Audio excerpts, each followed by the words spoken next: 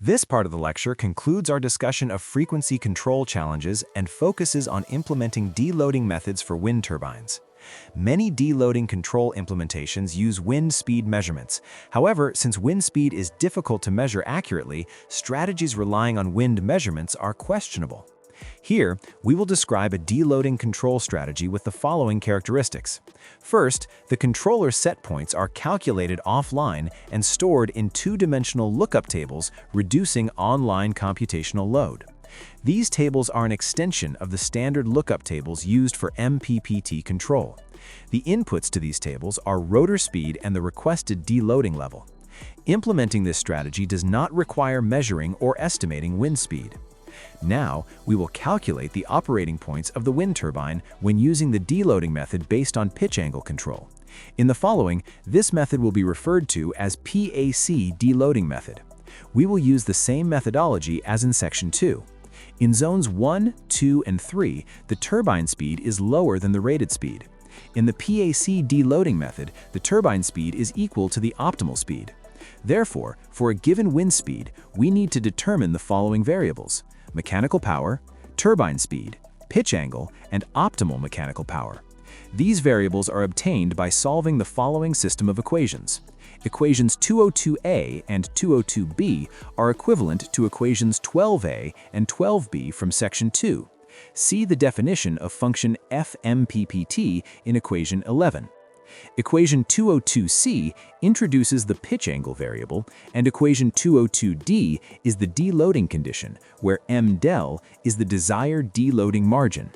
In zone 4, the turbine operates at the rated speed. Therefore, for a given wind speed, we only need to determine the mechanical power and pitch angle by solving the following system of equations.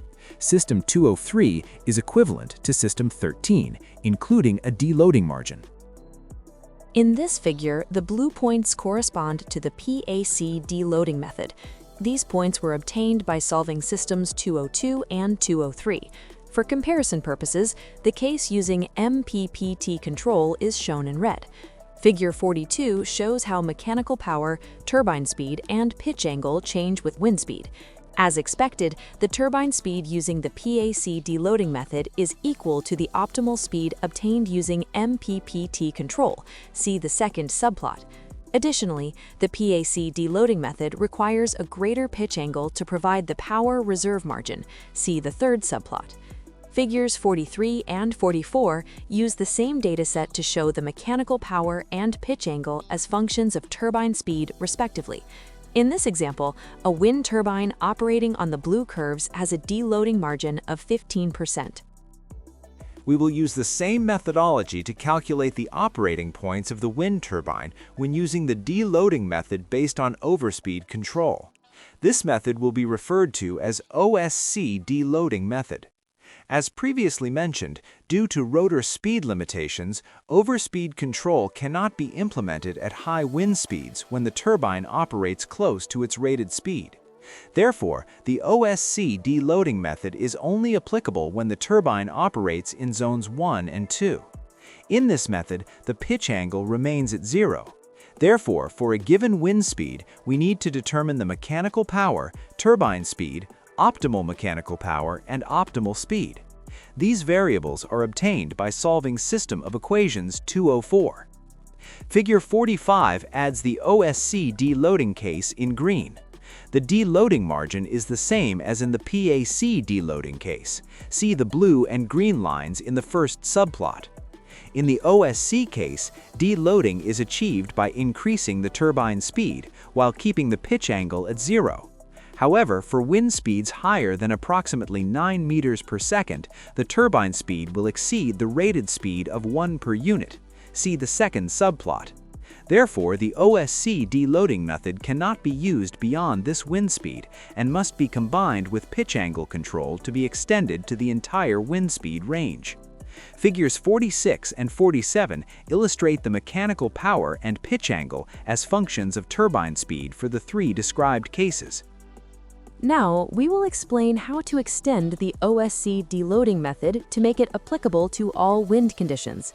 The extended method uses the OSC method when the turbine is in Zone 1 and at the beginning of Zone 2.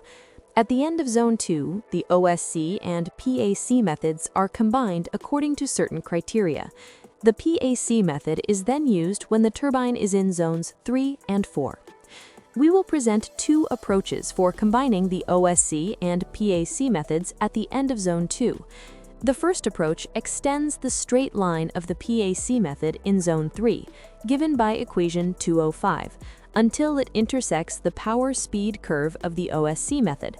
This approach preserves the predefined power-speed slope during the transition between methods. The second approach maintains the zero pitch angle condition of the OSC method up to a given turbine speed. In this study, we set this speed to 0.8 per unit. Then, we increase the pitch angle using the straight line in equation 206 until it intersects the pitch angle value of the PAC method. This approach aims to smoothly increase the pitch angle from the zero value of the OSC method to that of the PAC method. Graphical illustrations are provided in the following figures. The operating points of the wind turbine for the first extended deloading method are obtained as follows. In Zone 1 and at the beginning of Zone 2, we use the solution calculated for the OSC method with System 204. In Zones 3 and 4, we use the solution calculated for the PAC method with Systems 202 and 203. At the end of Zone 2, we determine the mechanical power, turbine speed, pitch angle, optimal mechanical power, and optimal speed by solving system of equations 207 for each wind speed.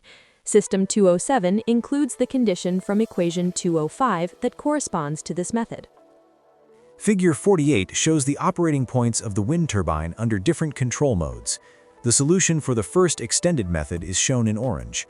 Figure 49 illustrates how the straight line of the PAC method in Zone 3 is extended until it intersects the power-speed curve of the OSC method, whereas Figure 50 shows the relationship between pitch angle and turbine speed.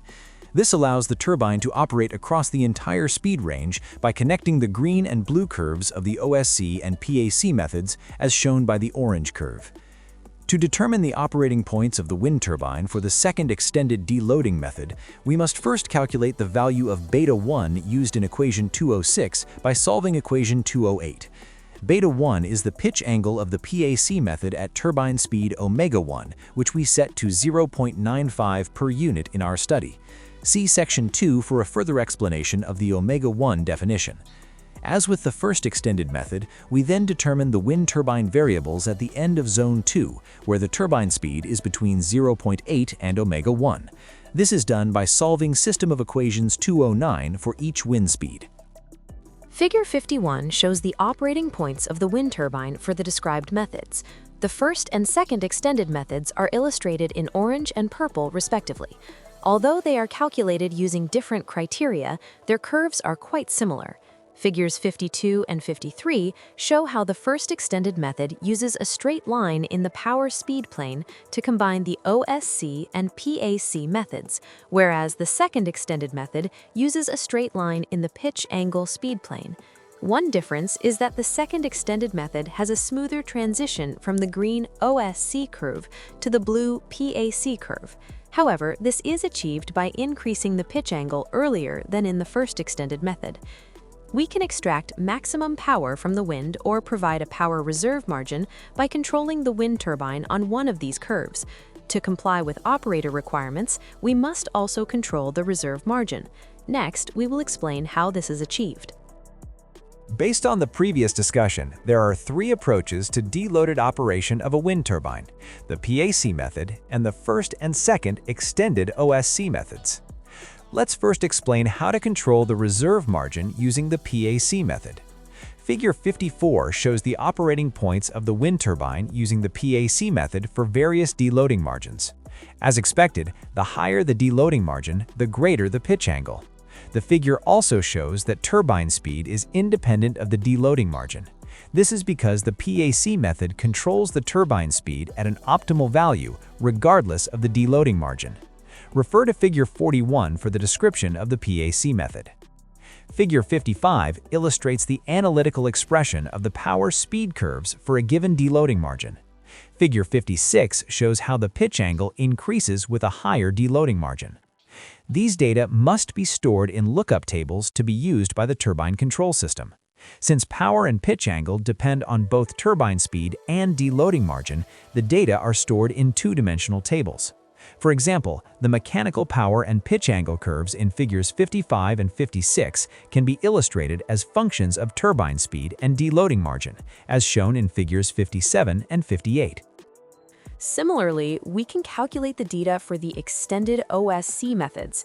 Figure 59 shows the operating points using the first extended method for various deloading margins, and figures 60 and 61 illustrate the power speed and pitch angle speed curves respectively. Likewise, figure 62 shows the operating points when using the second extended method for various deloading margins, and figures 63 and 64 illustrate the corresponding curves. As previously mentioned, these methods have similar solutions. However, the second method presents smoother curves. These figures illustrate the two-dimensional lookup tables corresponding to the second extended OSC method. Finally, figure 67 shows how to modify the wind turbine control approach presented in figure 35 of section 13 to enable deloading operation. First, the deloading margin is determined based on the operator's request. In MPPT mode, for example, the deloading margin is set to 0. In delta control, the deloading margin remains constant at a given set point. In balance control, the deloading margin is obtained using a proportional integral controller to regulate the output power at the desired level. Next, the reference mechanical power and deloading pitch angle are calculated using lookup tables with rotor speed and deloading margin as inputs. Note that pitch angle control is modified for deloading operation. The reference pitch angle now incorporates the deloading pitch angle from the lookup table. In the next part of this lecture, we will compare the performance of the described wind turbine controls using simulations. Thank you very much, and follow us for more content like this.